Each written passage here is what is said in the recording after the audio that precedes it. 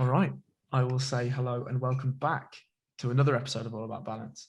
And Mr. Tom Walker is here again. Sir, Back again. how's it going? Yeah, good. Thank you, mate. Doing very well. How are you? I am well. I am well. My first question, before we dive into the meat of the topic, is explain your T-shirt, please, for those who So, aren't watching. I'm wearing a China t-shirt. Long story short, it's quite warm here, and I'm in the north, and it's rare when it's warm. Right. And so when it is warm, I wear sports t-shirts. Anyway, the China shirt. I have an old teammate who I used to do skeleton with, and he works for the Chinese team now. Mhm. And so when he came to see me a few weeks ago, and he's just got loads of kit, so he handed me loads of t-shirts, loads of kit. And to be fair, they're bankrolling him pretty well at the moment, so he's happy to give things away. Well, I mean, that's as good a reason as any. We mentioned off air that the last podcast we did was in August last year. Mm-hmm. So the first question I'm going to ask you is, and you kind of alluded to it before we started, was that you're a very different man from, 9 months ago, sorry. Yeah. How are you a different man? Well, I've had another child, which makes Yeah. a big difference. Congratulations to you and your So family. two girls in the house. Well, three girls, one woman, two girls in the house now. Yeah. So bring on teenage years. But other than that, I'm just been full on with physio. And last time we spoke, I was working full time in the NHS and was transitioning to full time work in the private sector, and it's just been an amazing experience. Just the autonomy you have, and the scope for learning and freedom's been massive. So I always think of that thing, I kind of look back at myself a year ago and I was like, I didn't know much. And then I can't wait to be 5 years in the future and look back and go, you didn't know anything. But it's cool to be in a profession where you're doing that, right? Where you've got that constant learning, because I think it's one of the biggest frustrations when you're stuck in a job and you really feel like you're not progressing or learning or developing in the ways you want to. Yeah. And do you think that any of that has crossed into the way that you father your children and the way that you are a husband and the way that you're a community member and all of that stuff? Community member, definitely. So the difference, what I've largely seen is even just inside my physio practice and the type of clients I have, I've built a community from those relationships. While rather in the NHS, you're discouraged from really contacting people outside of those clinical times. Whereas here, you just build networks, you get people better, and then you build those relationships, and they invite their friends in, their family members in. You build this nice little network almost of well-being, which is quite cool. It's quite a positive environment where you're trying to get the best out of each other, and I think that builds quite strong community bonds as well. I don't know whether you can answer this fully or not, but I'll ask. Why is it that you're discouraged when you're working for the NHS? It's more like a confidentiality thing. Okay, all right, fine. Yeah, fine. Like almost like a prejudice, because then if you develop favourable relationships with others, you're then providing an inequitable service because you're giving people more time. If that makes sense. Yeah, that does make sense. So I guess that takes us on nicely to your newfound passion for data collection. But before I say that, one thing I will say, just in the last, how long have we been talking? 20 minutes, right? Mm-hmm. You feel like a different person. Right? You feel like somebody that is way more driven than what you were 9-10 months ago, whatever it was, right? Yeah, 100%. Do you attribute that solely to the move to private sector? Not necessarily that in isolation. So I work for quite a unique person. So the clinic lead that I have, or the guy who runs the business, is very forward thinking in the way that he runs his business. So you have so much autonomy and so much freedom to do what you want to do. So to put that in perspective, when I started my job, we had a section of like 6 things I wanted to fill in relation to personal well-being, health, family relationships, finance, like emotional well-being. I had to score myself out of 10 in those areas. And then next to that box is a statement that asks you to talk about yourself in the present tense 3 years in the future. And so where you are there. And so the interesting conversation is when it came down to money, for example, on that form, I said to my manager, well, it feels weird saying manager, he's a friend. You know, he said, well, what do you want to earn in 3 years' time? And I felt a bit awkward about that. He said, well, what about this? I was like, yeah, that'd be great. He said, well, this is how we do it. Like, how do you think we can do it? And so having that as a guidance where you're all kind of bought in together is a huge driver. In just the working environment. It's not always the same in private practice and physio. I've got something special, like I'm guarding that relationship I have no intention of moving anywhere, because it's building a real, like if you come into the clinic and you be around the people we're around, just the energy is so good. The energy is so high. Everyone's about supporting each other. It's very unique. It's quite a small business. And I guess that's one factor that contributes to that as well.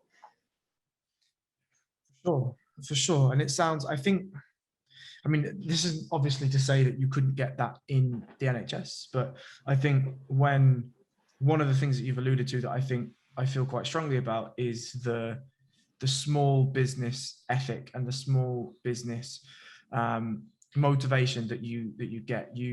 We feel, at least in my experience of working with smaller companies and larger companies, is that when you feel attuned to the goal, right? When you feel attuned to the ethic, the very notion of why the organization exists, and you get to see the bones of it, you can lift up the hood and have conversations with the engine. I think that makes you feel far more motivated, sure, but just meaningful and worthy of the things that you are doing, right? And it engages a part of your soul and a part of your being that makes you want to not just get out of bed every day and go to work, but go out of bed every day and go to work with a purpose of doing the best that you can do, right? And that's something that is not financially driven in its entirety. I mean, obviously you've got to feed your family and put a roof over your head and all that stuff, but it's one of the afterthoughts of why you're going to work, right? Yeah, and there's purpose there. I mean, oddly enough, going to like a financial thing as well, because I think there's almost it's often mutually exclusive. You're trying to do something meaningful, but then to make money whilst doing something meaningful almost seems like it's taboo. And so I've had a few cases with clients who have come out and got better from things that are just mind-blowing that I've had for 20 odd years. And, you know, after they've come to see me and paid for their treatment, they're happy to pay for that. I'm happy to provide that service. They're walking away something's meaningful. And I think particularly raised in the culture that we're raised in, you know, healthcare is a right? We get access to those things for free. And when you step outside of that, there's often you get looked at as like you might be unethical or you might be driven by profit, and it's totally not the case. And I think that's an interesting thing to consider. I mean, going back to the conversations, we had a team day about 3 or 4 months ago, and when Uwe, who runs the clinic, was talking about what motivates him, he started to talk about making people better, and you could see how emotional he was about that, how important that was. And so I don't need, you know, I'm sure you've been a part of it where you're part of big companies and they plaster team values on the wall and you have to know them, but it's not really meaningful because it is driven by the bottom line. And, you know, if you're no longer valuable to the company, you won't be a part of the company. Where it's not so much the case there. And I think that's, like you say, it's that small business operation where you can see the cracks and you can work together to fix those problems because you're all in it together rather than just sweeping it under the rug and hoping someone else clears it up when you leave.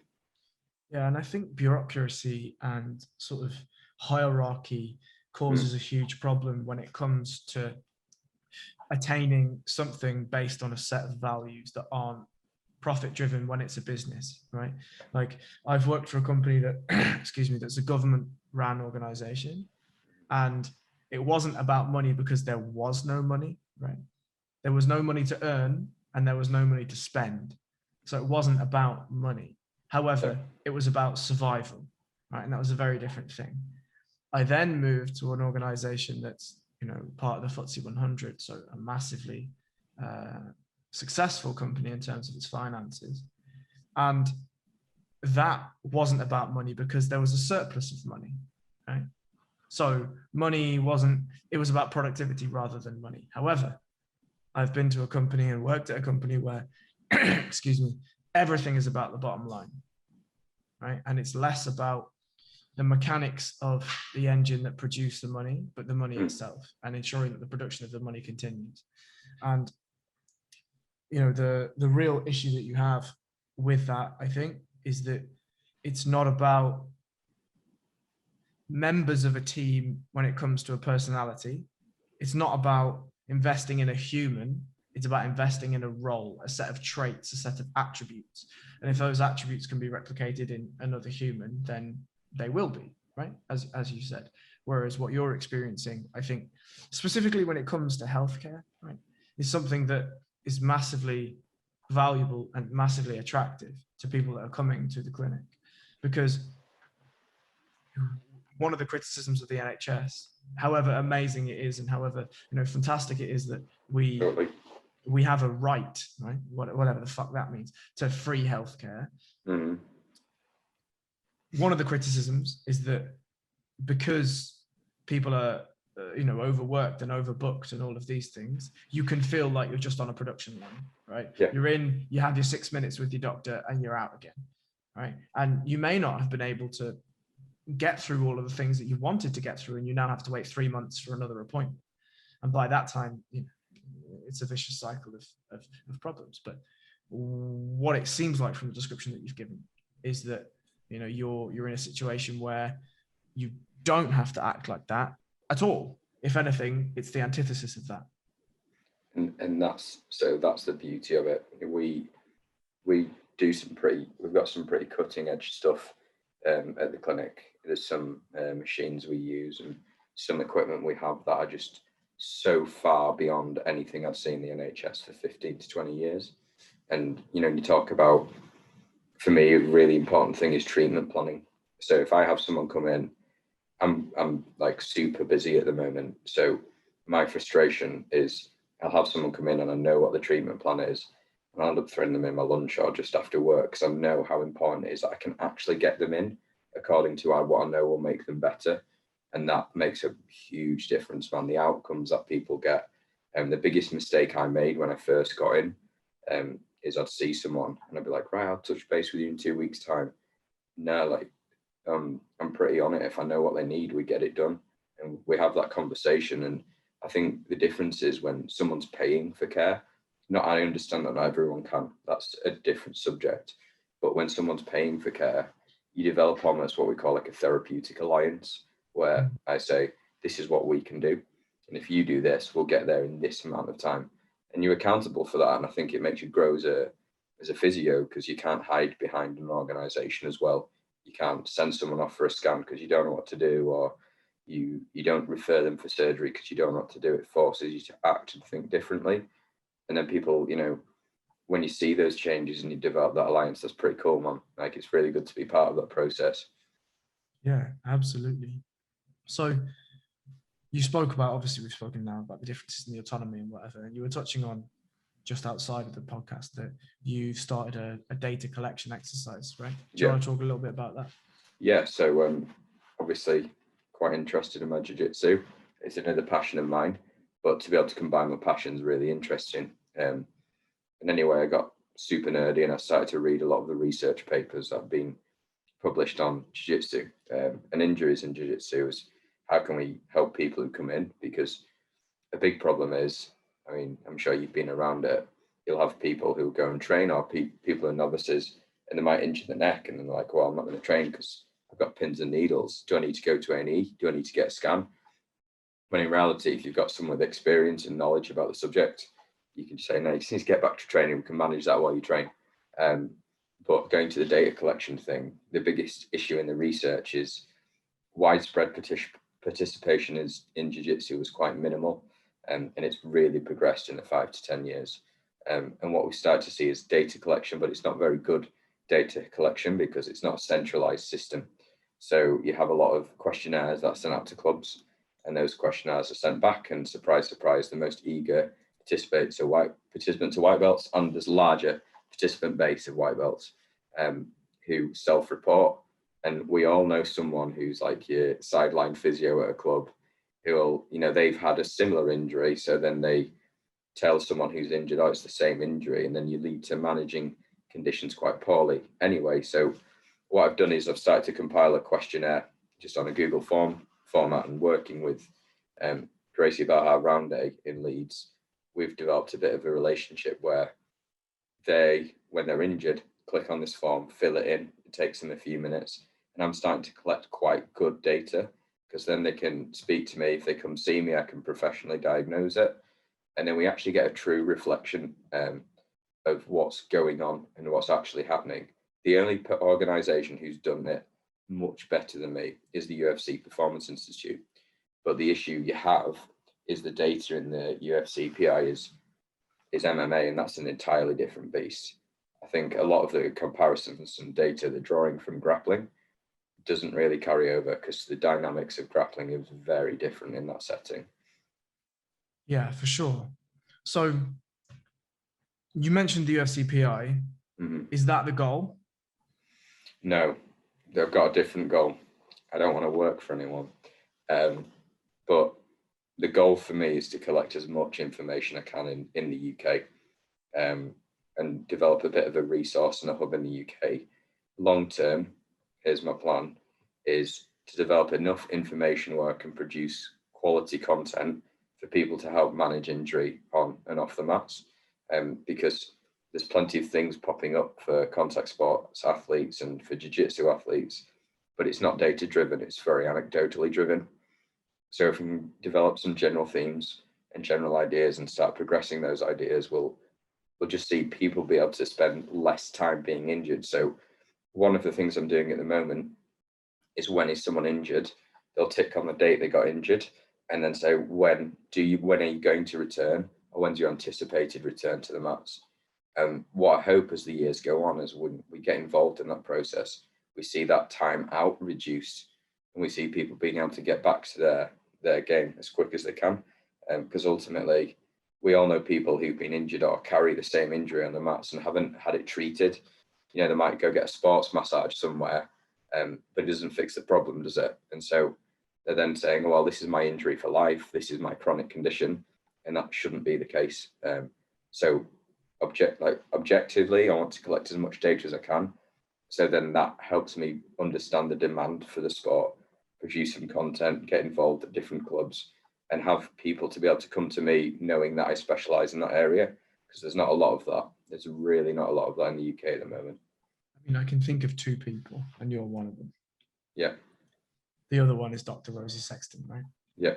Who's just a fantastic person, and is also doing amazing things for the sport. But let's dive into that a little bit. So the first thing is, I just, it's probably self-explanatory, but if you could just give a brief definition of what self-reported injury is in comparison to what professional diagnosis is. Yeah, so a lot of the surveys that have been sent out are essentially like similar to what I'm doing in essence, but there's scope for me to modify it with the data collect, where someone will get injured and they'll fill in a report, and they might say, I've injured a specific area, i.e. shoulder, elbow, wrist, and they'll say it's a sprain. They might say it's a ligament injury. They might say it's a muscular injury, but that's not good enough. You know, there's a lot of really valuable information. So to give it context, if you have someone who's been shoved in an armbar and had their elbow extended, a lot of people say, I've had a bony injury to my elbow, and they say it's edematous. But what we know, when we understand the mechanics of what grappling is, the first thing to go is your ulnar collateral ligament on the inside of your elbow. And then if we go, I've got elbow injury, the first thing someone will do is, I'll just ice it, rest it, it'll get better. But if we know it's a specific ulnar collateral ligament injury, we know how to rehab those. We can have you pain-free in 12 weeks, and then it's not an injury that you're carrying for the rest of your life. And so ultimately, that path for some people to get to black belt is quicker. That path to competing is quicker. And so that adds value to the sport, but also long-term progresses the sport. So comparatively, there's a group in Australia called Front Runner Performance who've done a similar thing for marathon runners. Can't remember which specific region of Australia it was, but they've basically taken over the marathon runners in that area. And as a result of them having data-driven interventions, the average marathon time in that area has dropped by 30 minutes. Jesus Christ. Which is absolutely wacky. That's a hell of a performance increase, just because culturally things have changed. like culturally, the views around injury and running have changed. I mean, my professor from when I was training at Huddersfield, he's old school, man. And it's like we just keep training, keep doing your gymnastica, and everything will get better.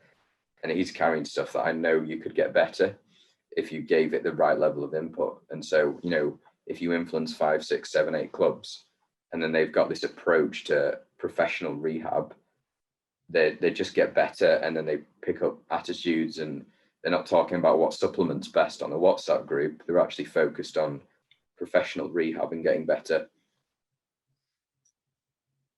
Yeah, I mean, you've pinpointed quite an important flaw, I think, in a lot of clubs and in a lot of, well, in the sport in general, right? But especially in the UK. I mean, I don't have a vast amount of understanding of other gyms in other countries, but it feels to me like there is it comes with the current jiu-jitsu culture, right? Which is, every day smash each other to pieces. Yeah. And that's fine if you're made of iron, right? But not many of us are. And then, as you say, it's, the idea of being an elite athlete just means that you grind harder than everyone else and you're able to push through more than everyone else is. So, I mean, it becomes about attrition. The best athlete is the one who gets through that process. So you have a large pool at the bottom, and eventually some make it to the top of the pyramid. But if you think about most elite sports, the sports that do it well, is they find ways to get, just because that athlete survived to the top of that pile, that doesn't mean that you've got the best potential athlete at the top of the pile. You've got to think about, if you listen to John Danaher talk about the droves of athletes he's had that is lost to injury, did we have someone better than Gordon Ryan in there who just decided to walk away? And so, interestingly, being involved using Roundhay, also this new club in Leeds, is a bit of a tool for that. We've been there from the entry point. I've probably seen the club has over 200 members at the moment. Jesus, and right? Yeah, they've picked it up pretty quick. But I've probably seen 20 of those members already since training started. 10%. Sorry? 10%. Yeah. I mean, if you take brand new white belts, it's going to happen, isn't it? Yeah, sure. Fair enough. But being able to manage some of those injuries, some are off the mat. I've stopped one of them running off to A&E and thinking he'll never train again. Just from a 10-minute conversation, to have that input there, you can manage expectations and get people doing what they want to do. Because people are scared, right? You don't want to be responsible for saying to someone, "Oh, I've got a neck injury," and then sending them on the mat and they get a fracture. But if you've got that knowledge of the demands of the sport alongside the professional knowledge, you can get everyone training. What is the most common injury that you've seen in your 10%? Is there a common injury? A little bit scattered at the moment, but I would say mostly neck pain. Right. And you reckon, what do you think that's from? I think just it's a very unique sport in terms of the demand on the neck. Obviously doing skeleton, my neck was being battered and pulling silly G's and corners, but that's the demand. But when people have finished the first session of having their lapel pulled down, or someone's, particularly in no-gi, someone behind the back of the head using that as an anchor point, you've got to develop resilience in your neck. And it's fine to spend more time on the mats, but when you get to that higher level, you have people who are conditioned to grapple from years of doing that. And so if you can speed up that process, you can get people with strong necks being able to tolerate those forces much quicker, and then not messing around adapting their performances because they've got a neck injury from the first week. Yeah. And I mean, just to round this out on the point about the UFCPI, I didn't mean, would you want to go and work for the UFCPI? I mean, would you like to start your own, but for jiu-jitsu? Eventually, something along those lines. I'm not necessarily, I mean, I do love working with the general public anyway, to be fair. Like, a lot of the injuries and the treatments give people, the general population, are super valuable. And so I wouldn't want to work exclusively, but a big part of my role would be in that. Because I think when you work mixed with the general injuries in the population, it makes you better at what you do anyway, because you have a little bit of an outsider's perspective as well. Sure. But yeah, definitely create a hub where you go.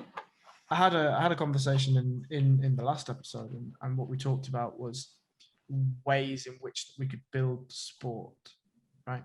And it feels like, I mean, we didn't talk about this, obviously, but one of the things that I think is really important is that at the moment it's entirely an amateur sport, right? Yeah. There are absolutely some professional events, most notably the flow grappling ones, and Pantheon, Grapple Fest, Polaris, etc., etc. But it's not really professional. You know what I mean? It's not. Whereas if you go, and not to say the Olympics is professional, because obviously they're technically amateurs, but if you look at the way that the Olympics is run and regulated and supervised and governed, it's very stringent for most countries, right? And it's very well documented, the processes that people have to go through. Whereas, if you got injured, like let's say a Chinese athlete, you're wearing a Chinese top, right? If a Chinese athlete gets injured, it's not going to be that his teammates like, you'll be grand, just carry on. Yeah. Those athletes will be looked after as if they are precious materials. Yeah. Whereas in grappling, that's not the case. Yeah. And I feel like something like a PI type deal, right, where you can go in and be like, not even be injured, just go in and have dexterity tested, have bone density tested, have this, have that, have, like, let's say you wanted to go to the Worlds, the biggest competition in gi jiu-jitsu, you wanted to go to the Worlds, and you wanted to know, could I make rooster weight? Yeah. You could find that out, right? Yeah. If somebody went in after the Worlds and had a mashed up ankle or leg or whatever, you could get that sorted, right? You could have a hub, essentially, a PI for grappling. But I feel like that would be amazing. Amazing. It would be amazing, but I think this is just me getting super nerdy, but we owe it to the athletes as well. Yes. Now, there's a few interesting observations I've made. I think there's that thing is, and I'll say it 100 times, just because you're a black belt on the mats doesn't make you a black belt at rehab. And a lot of these things, particularly in jiu-jitsu, like you see, there's an ingrained hierarchy. You've got a belt, you've been doing it longer than me, you know the way. And I think some of those anecdotes are valuable, but some of those anecdotes need to go and die. So interestingly, I saw a post from Ash Williams and he was talking about his approach to warming up. And I really liked that because he's doing joint specific end range work, whereas not a lot of people are involved in that. Not a lot of people are. It's the traditional, you go in, you might do a few flow rolls, get yourself going. But if there's one observation I've made already, it's having capacity to joint through end ranges is the key detail in preventing injury. And so just because you're flexible, it doesn't mean that you're going to be able to reduce your risk of injury. Passive stretching isn't the answer. It's about getting strong through these end ranges. And that's a lot of the stuff I do at the moment. I mean, I'm in the process of designing like a grappler specific screening tool. So we test certain things, we test certain ranges of movement, we test power at certain ranges of movement. So I had one person come to see me almost to participate in this screening process. She's brand new to jiu-jitsu and she's quite a high level CrossFit athlete and former gym. Yeah, problem on the mat. It is scary, man. And high level CrossFit athlete, high level gymnast from an early age. And so she's like, can you just test me through can you go through this stuff, mate? Perfect athlete. So I've had a few people in. Basically what I'll do is I'll test end range strength of the shoulder. So I bring them in through like your Americana position, Kimura position, fixing the shoulder and ask them to generate force at the end range. And some people I get in super flexible, they'll resist me. Put her at end range, it was just strong as an ox. I'm like, you're going to struggle, but you'll struggle to submit her, but you can. But the issue is because she has that reserve of strength and capacity in the end range, the likelihood of injury is so minimal. Whereas we all know people who are super flexible and super bouncy. I had one guy at my old club who was really into his flexibility, but I said to him, like, your shoulder's quite unstable, like you're genetically hypermobile. It's like, you know, a bit of an Eddie Bravo type. 4 months later, he's dislocated his shoulder. And so it's stuff like that. It's having that awareness of these things where every athlete is unique. I'm not saying we homogenize athletes. I'm not saying, you know, that's the beauty of grappling, right? The difference between someone like Nicky Rod, who's just like a genetic freak, versus someone like Gordon Ryan, who is strong, but probably not as agile, not as dynamically diverse. They're just different athletes, so you need to treat them as such as well. I'm very excited. I'm very excited, honestly, mate. I spend my lunch breaks just writing all this stuff down and building some plans. There's big things coming, but big things take time, don't they? So it's just about building that base and then reaching out to more people. And it's not me being like, everyone come in and pay me. Like, any physios in the country want to get involved, man. You know, the more the better. But I think we've got a bit of a responsibility to these athletes because the sport is new. In terms of knowledge about physio is definitely in its infancy. I think strength and conditioning is a little bit further ahead, but it's such a valuable tool to have. But you need someone also, mate, I'm a blue belt, I'm not an expert, but I have an understanding. And so that understanding translates to how I think about what the demands of the sport are, because you can't just watch a few things, you've got to go and do. Well, I think, you know, as you say, the overarching statements that are coming out of here is like community involvement, right? Like, it's all well and good targeting a specific gym and you have 20 lads or 20 females come through and you get some data and that's grand. But if you had 2,000 samples of data or 20,000 samples of data, it would be a much, much, much stronger position for you to draw results from, right? My first goal is 1,000. That's the first one. And I think that would be the most data we've collected in jiu-jitsu, probably more than any academic paper as well. And that would be valuable. So that's my first benchmark when I hit that 1,000. And then we'll start drawing some more concrete conclusions from that information for sure. So how do you get to 1,000? So reach out to clubs. You know, I've established quite a good relationship with one club. Then my goal is to start speaking to gym owners locally, getting some of their ideas though as well. It's not a case of disregarding anecdotes. I want to spend a little bit of time connecting with gym owners, 15 minutes. What's their view on when their path to becoming where they are established is? What things do they regret doing? Did they manage things a little bit incorrectly? What things did they do really well? And then we get some themes emerging as well, and then passing on that information to them, getting them to share it with the club. And it's not a case of me going, right, come see me and I want your money. It's let's just get information first before we develop some of these plans. Yeah, I mean, I'll put you in touch with a certain gentleman that I know who runs a certain academy in Leeds, and hopefully that would be beneficial to you. Yeah, definitely. I appreciate that. But yeah, there's a wealth of information that can be derived from these conversations, right? And I mean, I think, you know, you sort of mentioned what the overarching plan is, but what is the overarching plan for this idea? Where does it blossom? In the sense, when does it blossom in terms of when does stuff happen? When are we going to When do you feel like it's a success? It's a success when we shift the culture. I think that's for me, and I know that's hard to quantify, isn't it?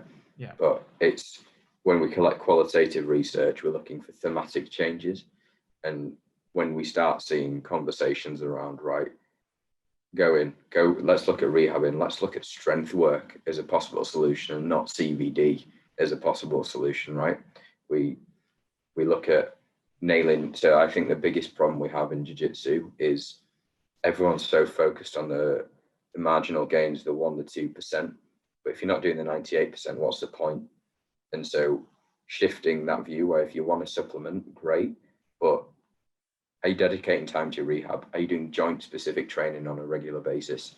Because it's not that sexy, but when we do it right, it's amazing, absolutely amazing. There's a really interesting guy out in a Canadian chiropractor who developed something called functional range systems or functional range release, and he's a jiu-jitsu black belt. He's very knowledgeable, and he's spent a lot of time on developing systems to improve range of movement. He works with the UFC anyway, but his approach to joint mobility training and joint health training is quite significant, and it's worked well in a lot of sports, but it's not necessarily translated over in this end, particularly into the UK. One example of this guy, he worked with a bodybuilder out in the States, and he said basically, if you can get the range of movement, you'll look bigger because you can access those joint spaces that people can't on stage. So this guy's 30, 40 pounds lighter than most people when he gets on stage, but because he's able to get his shoulder and his arm into these positions, he can demonstrate his muscle definition much better. And so you've got a guy who's a phenomenal bodybuilder, but can do a box split. You know, all of this stuff, which makes a huge difference. And I think a lot can be said for not just getting really, really strong. It's about getting really specifically strong. How are we meeting? Instead of you going, I can bench this, I can squat this. When you get on the mat, are you perfectly primed for meeting the demands of your sport? Because it's time. If you spend all this time in squatting, deadlifting, which are important, at what point, how much does that carry over into your sport? Because we want as much carryover outside of the gym onto the mat, right? What is strength? That's the question. So strength, I'd say, is the expression of force, or the expression of contractile tissue to generate a movement at a joint. So strength will only largely come from contractile tissue, and it can be assisted by sort of passive or more viscoelastic structures like tendons and fascia and all those things. But strength, the way I like to think of it is necessarily when I say to someone, what makes you strong, they'll probably list their best deadlift, best squat, and best bench. And that's not necessarily strength to me. What strength is your ability to be able to generate force well through a whole range of the muscle movement. So one thing I talk to a lot of people about is, if you think of a bell curve, right? That's kind of what your muscle is. Your muscle is always strongest in its midpoint. But if you can extend the start and end range, your midpoint will become stronger, but also your end ranges will become a little bit stronger. So that whole tolerance within the tissue comes in, because you'll only get a muscular injury if the amount of force that is placed upon the joint cannot be met by the amount of force that you can contract. So there's a mismatch, and then that leads to muscle damage. So could you give an example of a movement and a range of force that could be provided in a movement that's specific to that example? Okay, so let's take something like hip thrusts, right? Okay. I'm sure you've seen the wave of Instagram models with large bums is prevalent. Sure. But are they actually able to access hip extension? So what I mean by hip extension, how straight and locked out can they get their hips? So I'll use me as an example. When I was doing skeleton, at 66 kilos, I could back squat 200 kilos. And at that point, I'm like, great, I can lift a heavy weight. But if you put me on the push start, my back would kill. My back would be agony. And so what I know now is what I wish I knew as an athlete. Instead of me focusing on, I can lift this big number in the gym, if I spent weeks and weeks being able to get an end range contraction in my glute so I can fully extend my hip, when I got on the push start, I wouldn't be compensating through my back as I'm running with that sled. It'd be specific to those joints which are necessary to propel me forward. So don't get me wrong, there's a reason we strength train as well. It's not just to get strong. We know that when you strength train, your muscle changes, the architecture of your muscles changes. And so a big thing a lot of people talk about in jiu-jitsu is creating a body armor. Like your upper body becomes your body armor. I think that has a place, but I don't think that should be neglected. Like as fantastic and as brilliant as using someone like Gordon Ryan is, his strength through range is not fantastic. He trains like a bodybuilder. So if you had someone who, don't get me wrong, is amazing at what he is, but how much better could he be at the start of his career before he's so focused on competing everywhere? If he put the time to do that work, where would it be now? What access to techniques and what movement repertoires, but the more diverse movement repertoire he could have, would that give him more options? But alongside that, he'd have better joint range, end range capacity. Thinking about things, some of the knee injuries he's had, particularly his more recent LCL injury. If he had joint space, a little bit more joint space through that knee, it probably wouldn't have gone. Don't get me wrong, there's a point. I'm not saying you can make people heel hook proof, but Me and Magala should disagree. And look where that got him. Yeah. So I think that it's about mitigating risk. And it's about doing the things where you're using your time effectively to mitigate risk. I'm not saying people shouldn't be in the weight room. That's a big part of it. But for example, when I was using skeleton as an example, when I was peak pre-season training, I was doing 18 strength sessions a week, largely focusing on just being strong. But if I'd have cut that in half, I reckon if I'd have strength trained hard, 3 hard sessions a week alongside joint mobility work, could confidently say I could outperform my previous self. Interesting. It feels like, if I was to sum up your sort of rehab in a layman term, it feels like you're attempting to get access to more of your body than you would 100%. Than you would have had regularly, right? Yeah. And how that pertains to grappling is, obviously grappling is entirely based around space and your body, whether that's the consumption of space or the access to space. Yeah. And to kind of stop someone could probably misinterpret that and expect we're trying to turn everyone into 10th planet, sort of Eddie Bravo types. And it's not about being able to do wacky moves through full range. It's being able to say, I have this capacity and space in my joint to the point where if you try and extend my arm, I'm so strong through my end range of my bicep that I'll be able to absorb those forces and tap sooner without being exposed to that stress through my ulnar collateral ligament. And that's what we want. We just want more people. And getting damaged at the same time. Exactly. So I'm sure you've seen that, the precedence of like cauliflower elbow they talk about in grappling. That shouldn't necessarily have to be a problem if you're stronger through those end ranges. Yeah, I've seen fluid elbow a lot in grappling. Yeah, big time. Because of arm bars and various other things, right? Yeah. So, for the people that listen to this, how do they support the data collection exercise? Fill in my questionnaire. What I'll do is after we've done the podcast, so when it goes out on my Instagram page, I'll put a link just under my profile, and people. If you give it to me, I can put it in the show notes. Yeah, will do, mate. Thank you for that. But it's like I say, it's not about me being like, turning Tom into like just the go-to grappling physio. I just want information. I just want data. I think that's the most valuable thing we can do at this point, particularly in the UK. Even in America, it's not fantastic, but I don't really want to. It's a different culture as well, and I'm talking about influencing culture, and I want to keep it in the UK at present. Yeah. Well, when I teach my class next week, I'll because this will have gone out by then. I'll get people to, if they want to, obviously, to not force them against the will. Force them. Yeah, I will attempt to. Yeah, I'll attempt to turn into a dictator and just force them there and then.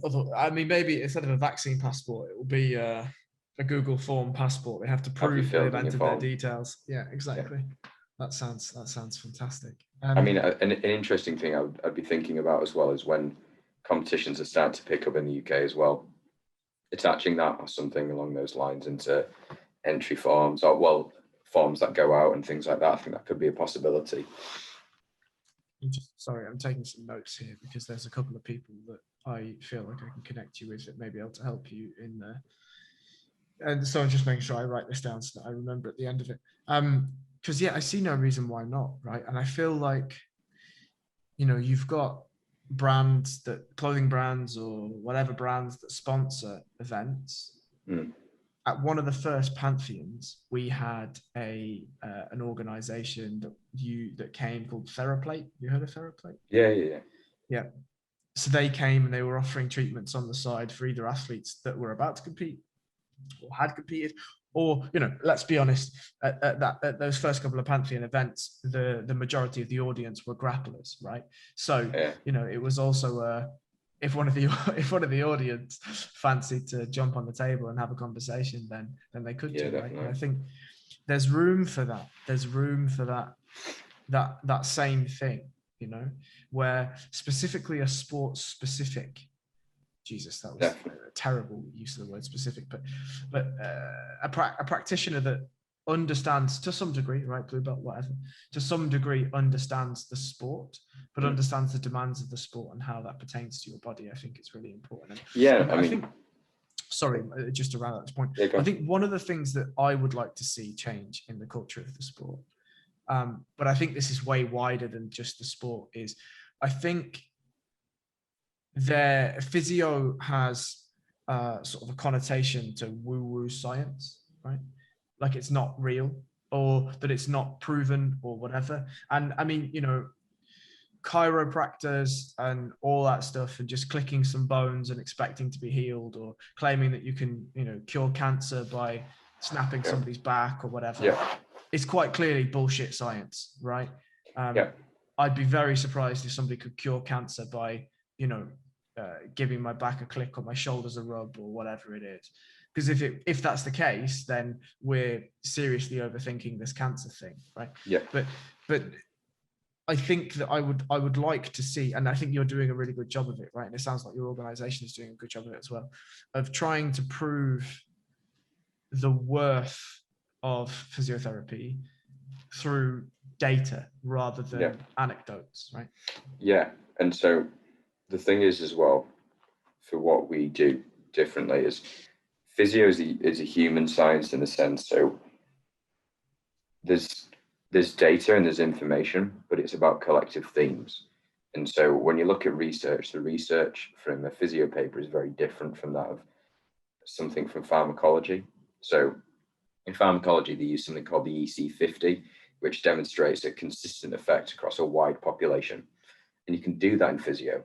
But the interesting thing is there's individual people and different stories. It's we use something called the biopsychosocial model, where it's not just biomechanics, there's emotional yellow flags that drive pain, there's behaviors that drive pain. And so it's very hard to get a nailed down, consistent, this is the treatment plan. Interestingly enough, there's levels of clinical evidence, and they'll grade them based on the rigor of the study. We use something called shockwave therapy at the clinic, which is an amazing device that uses ultrasound waves. And there's lots of papers, level 1 clinical evidence papers, so the highest quality paper, because you can double blind it, randomize it on treating tendon problems, and it outperforms everything. And so being able to have access to some of those things where I'm working as well just makes it a little bit less messy. We can use some of these things where we know it's driven by high quality data, it's evidence based, because there is a lot of woo-woo. And it's hard because people become biased in their treatment approaches as well, because they think, oh, that's worked for this last guy. But this is where the value of an assessment lies. There's a place for anecdotes, but there's a point where you've got to have the integrity as well to be able to change your mind on a few subjects. So when you go through the process of becoming a physio, I think when you do your training, you're like, well, what's the evidence for this? Like, that's where you go. But then you start seeing, you get an eye for things and your assessment's valuable. And so this is why I'm really interested in getting good quality data about injuries, because if you come to me and you say, I was walking down the street, I fell over my arm and I extended my arm and I've got pain here. I said, I got stuck in an arm bar, they cranked it on, the mechanics are two very different things, and you need to be able to understand that when you're talking to people and getting a view of that. And so a valuable assessment is really important. And so this is why with this this data I'm collecting, we'll get some of the general themes, but then a little bit more information is much more valuable, and happy, like I say, I'm happy to touch base with people and just get a bit more of an idea of what's going on. So fortunately, where I'm working at the moment, more local to Leeds, if people come to see me, I get to assess them, and their perceptions of what their injury is versus what it actually is are usually very different, because people don't have that understanding, right? It's a complex game to diagnose some of these things. Yeah, I mean, I guess that's what you're paid for, right? You're paid to know the stuff rather than they're paid to know the stuff. Absolutely, yeah. It's not their job to do. Yeah, I think this is something I find really interesting, and I think is something interesting about all of the different athletic endeavors is how people see their own body, right? Or like grade or rate or understand their own body. Because you could be like, oh, I feel great, and actually they feel like shit.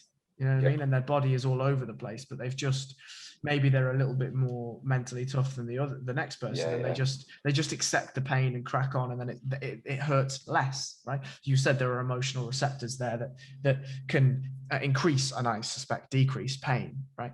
So, you know, I think that the clinical side to me is where I'm very intrigued. The hard science, not that there is such a thing as hard science specifically, but the nailed on repeatable processes that can be proved by physio to be like, actually, you may think there's no pain, but how about we just improve what you think your body can do? Yeah. Right? So I mean, if we want to get super nerdy, let's do it. I love super nerdy. Let's do it then. When you touch and feel things, you've got different receptors that run through your spinal column. So there's this fancy part of your spinal cord called your dorsal column medial lemniscus. And in there, what happens is you have different receptor sites. So you have these alpha beta receptors where when you touch objects and feel them, you're like, oh yeah, I can feel that, I sense that. You've got these C fibers, which are slow type pain sensations. So think about like when you stub your toe and you hit it and you're like, it stings eventually. And then you've got these alpha delta fibers, which are rapid fibers. So there's a theory, there's only so much space down that pathway. So the classic thing is there's a reason when you hit something, you rub it. So if you knock your knee and you start rubbing it, it decreases the pain sensation because you're overwhelming those C fibers and alpha delta with your alpha beta fibers. Now, if you have someone who's been in pain for so long, and I'm talking like your fibromyalgia types, these people in chronic pain conditions, we know from functional MRI scans of the brain, their brain has changed that alpha beta pathway into a painful pathway. There's physical changes that take place in the brain and across those pathways. And so it's a case of, although sometimes people might be tougher or people might be more resilient, eventually, if you're living with pain long enough, that pain starts to become rather specific. It starts to become more diffuse. It starts to be a little bit more unreliable in how it presents. And so this is why you need to unpack some of these chronic side issues that come along with just an injury that you might have had 5 years ago, right? It feels like you've just described in a lot of ways the way that people deal with emotional trauma too, right? 100%. Like if you don't unpack emotional trauma, it will build up and build up and build up and manifest in other ways, right? And it's a bit mad when you think about that, right? That if pain is the same, but pain is tangible and emotions are sort of squirrely in their tangibility, like if the brain reacts in the same way, that's an interesting concept to think about. Human beings are wacky, man. Like we know nothing. Like let's be real. Like we know nothing. Some of this stuff. I mean, you know, you talked about you're listening to got a glimpse of a podcast when we're talking about the guy spoke to Joe Rogan in the Institute of Psychedelic Research. The way they've been using psychedelic drugs to manage emotional pain and post-traumatic stress. Like wacky. Like to think, you know, where we were 15 years ago, where it's absolutely taboo, where this is a legitimate treatment option. We're only just scratching the surface, I think. I agree. What's your thoughts on psychedelics and stuff? I think it's a valuable tool. I mean, you know, we think about it's like we've talked about before, there's a lot of persisting beliefs around things that always have been. You know, marijuana is a taboo, but alcohol is a culturally accepted thing. Sure. And so one thing can be really, really damaging in the eyes of other people. Did you ever get to the part when this guy, Joe was interviewing, was talking about his daughter when she went to university? No. So she went off to university and marijuana was illegal at the campus, but it made it like, well, how I describe it as 10 good quality joints. And she took them down and smoked them with her friends. And she got caught on campus with this marijuana. And they referred her through like this counseling process, and she was taken to see a counselor. And the first thing the counselor said to her is, "Why do you hate your life so much?" I mean, and that's typical of, you know, the culture around these things. I think they have a place. I really do. But like anything, I think it's understanding the value of these things in the context that they're used, because people will always do stupid stuff. You know, I can happily have a drink and not go absolutely nuts, but I have people who have very little inhibitions and will just go mental. And so I think it's, in order to make it more accessible to the public, that's going to be a difficult process for sure. It feels like politically it's going to take a long time. Yeah, for sure. Because the other side is that there is a well-oiled machine that pumps people full of tablets and pills and, you know, antidotes to pain that are just as addictive, if not more addictive, than some of the substance-based drugs, right? Yeah, and when we talk about culture, that's a big part of medical culture. You know, when I have people come and talk to me about back pain, mate, some of the things they're taking are just, you're never going to break that cycle. You know, and you know, like when someone's suffering from chronic pain, they'll low dose antidepressants for long periods of time just because it gives somewhat an analgesic effect. But, you know, the side effects that go along with some of these things, the dependency, the fact that I have people coming in who are popping so much tramadol, I don't even know how they function. And so is that, you know, we talked about the understanding the problem. It's getting better at understanding what the problem is. And that's why I think things like specific diagnoses are really important, because and we can talk about limitations and we can talk about time, and as a resource, it affects your ability to clinically reason. But ultimately, bad diagnosis leads to bad treatment, and it's quite easy to give someone some pills. You know, the amount of times I've had conversations with people over lockdown who've had things like tennis elbow, and they've gone to see a doctor, and like, well, just take some ibuprofen and rest. I'm like, that will absolutely not fix it. Absolutely not fix it. And so you're going to be in the same boat you are, and it'll be worse in 6 weeks' time.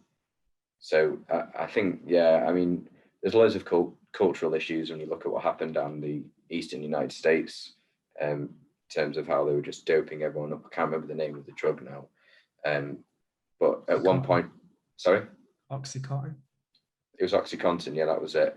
And I think from what they worked out, they'd produced enough Oxycontin, I think, for 6 times the amount of the population in that area, which, and obviously the US is slightly different in terms of the money to be made from pharmaceuticals in the UK as well, but even so, it's lazy. It's funny you mentioned tramadol, actually. I think at her worst, my mother was on about 6 tramadol a day. And I mean, that one of the highest milligrams of tramadol that you can. And if you'd have touched one of those, you'd have been out of it, completely out of it.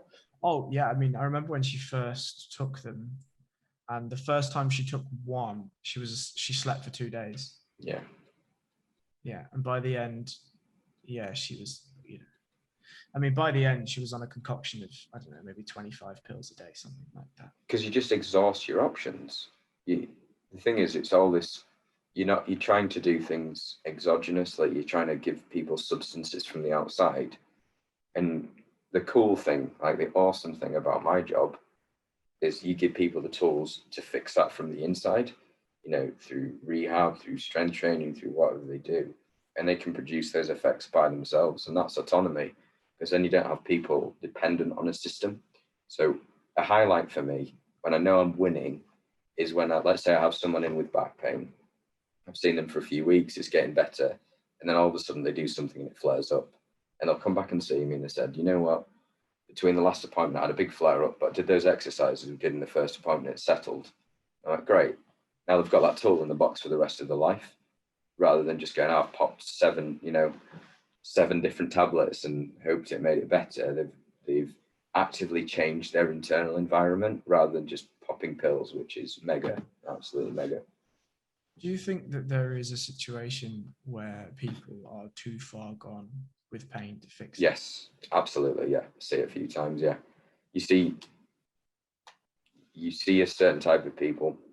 Like I have a few. Like I know Tita, so I have some come in. They get some really good outcomes, but they're quick to jump. Like I need a scan, and the evidence for MRI scans for things like back pain are just it's wacky. So one example, they did a paper where they scanned 1,000 people, no back pain symptomatic. Well, no, they scanned 1,000 people. Sorry, of the 1,000 people healthy between the ages of 25 and 45, 700 of them had disc herniations, and only 1% of that 700 had symptoms associated with that herniation.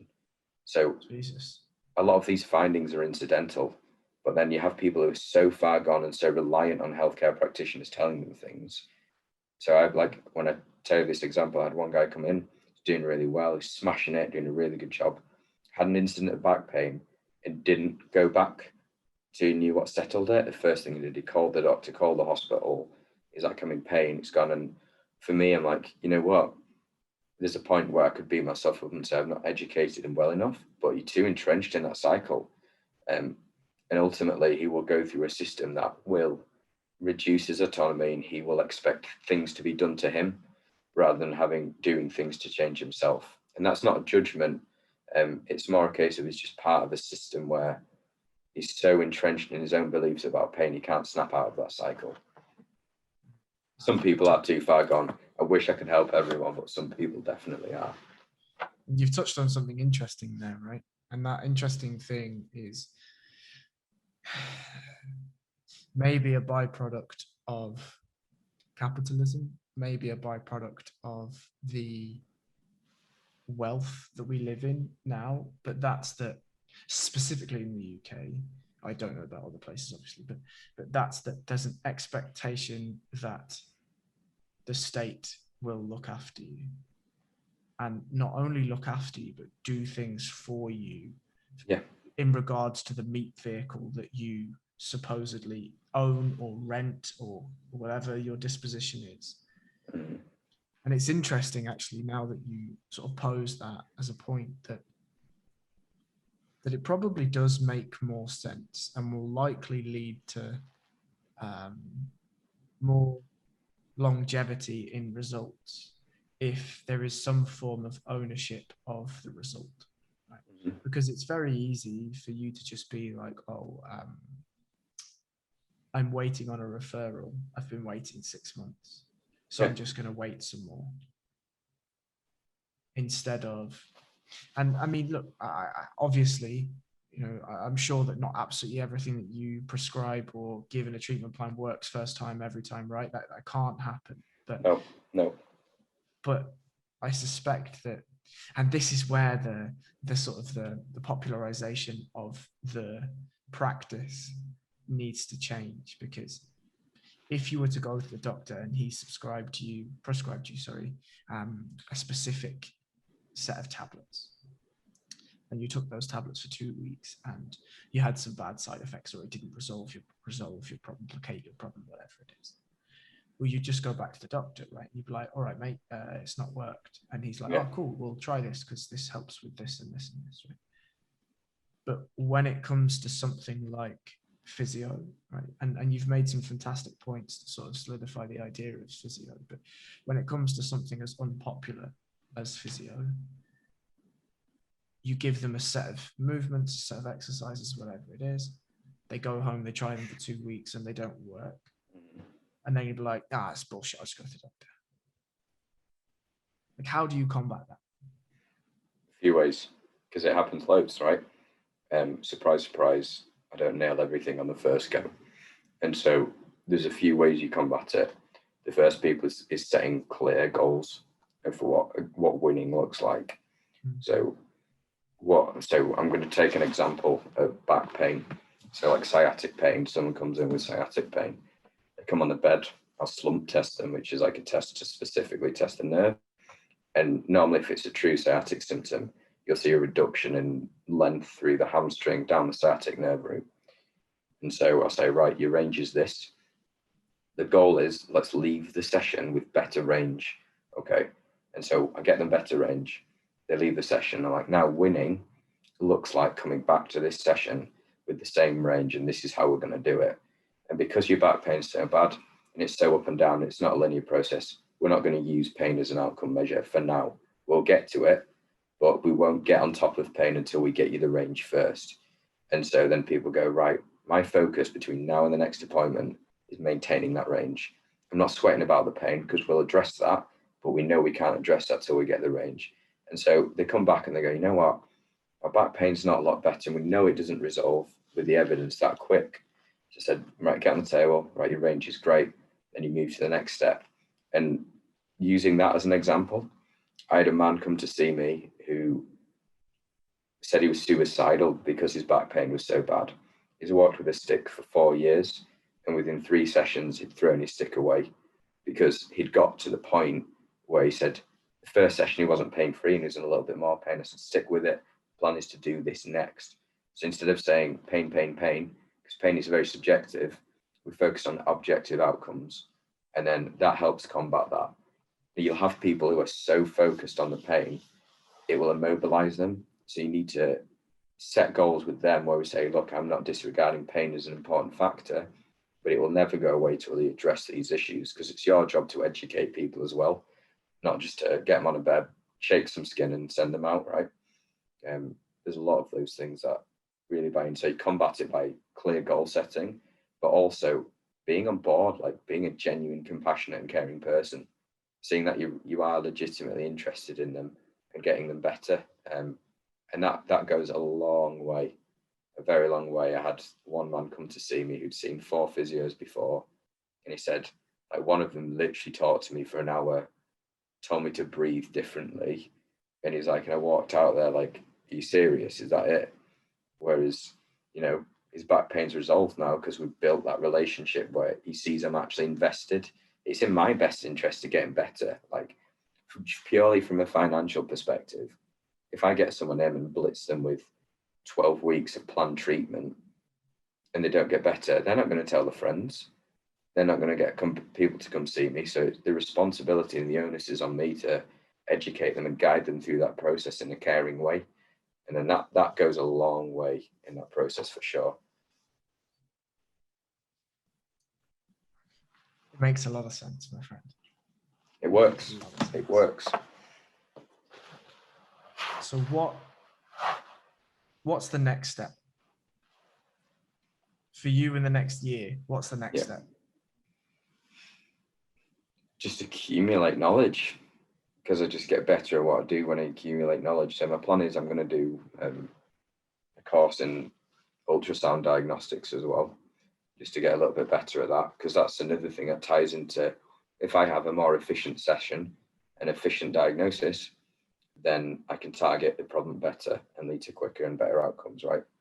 And it's a case of accumulating knowledge and spending more time with people, because the more people you see, you know, in NHS land, I didn't get time with patients, whereas clinically now I'll see like 50 people a week, and just back to back seeing people, and then I walk out of there going, I'm learning a lot here, and I'll see common themes. So it's about understanding clinical evidence, but also building how people move, seeing how they function, what looks differently, and having them tell your story. So a year's time, it's just me getting better at diagnosing, because this is a process of just like we use a metaphor for jiu-jitsu is, you know, I'm sure you heard that story of a black belt under Jean-Jacques Machado who got his black belt. He's like, well, I've learned it all now. And I'm like, well, now you don't get the point. Like, you should be constantly overwhelmed. Like, I feel constantly overwhelmed in my profession, but that's a good thing because it makes you feel a bit more responsible to try harder, right? Absolutely. Absolutely. I mean, I actually feel like that's a really nice place to call it. Yeah. Because there's been a few themes that have come out of this. And I've had a few conversations with a few different people now on this podcast. And a lot of them, I've had a few people that are sort of at the end of the bell curve of success, right? They've lived a lot of their life accumulating their data. And now they're at a position where they're passing that data back in a, they've had that data truncated for 40 years. And now they're like, by the way, this is what I've got after 40 years. Right? And I feel like a lot of the people that I've spoken to that are at the beginning or coming to the middle of their bell curve, they speak like you speak, and they hold values that are very similar to the values that you hold. And those are compassion, willingness, a thirst for knowledge, and a real understanding and a commitment to doing something greater than themselves. And I think those things, especially in the last hour or however long we've been going, have really emanated through what you've spoken about. And I think it's fantastic, really. I think it's amazing. I love, I have to say this before we do go. The first conversation that we had stuck with me for weeks and weeks and weeks. Right? And I think, okay, this is less, this is probably penetrated my soul a little less, but to see the progression of who you were in August last year to who you are today is very, very exciting. And I think you should be very proud of yourself for that. Thank you, mate. And then, we before we spoke on the podcast, I think when we talk about what's created that change, it's culture. It's surrounding yourself with people who share similar values to you. And drivers are drivers that are ethical drivers, focused on getting the best from people and are generally quite positive people. And I think being around that environment, you just all bounce off each other, don't you? And you build a culture where that perpetuates that mindset. I've seen quite a big shift in my own mindset in terms of like where my ceiling is, which has been a big thing. And I think it's hard to break that cycle sometimes, isn't it? When you're stuck in a role where you don't really know what you're doing or what you're about, and you're around people who've churned it out for years and are waiting until retirement. It's not an exciting place to be, is it? No, I don't think so. Do you want to make any shout outs or drop any social media plugins or tell people where they can find you before you go? You can find me at Tom Walker Physio. But what I'll do is I will send you a link to the questionnaire, and then I'll pop it on my Instagram page as well. I'll just pop that under Tom Walker, Tom Walker Physio, and people can click on that and fill it in, and it'd be much appreciated if anyone's listening, any gym owners, go to Tom Walker Physio and drop me a message, and you can have my survey. That would be amazing. But from me, as always, thank you very, very much for your time. It's always a pleasure to speak to you, sir. Thank you, mate. You too.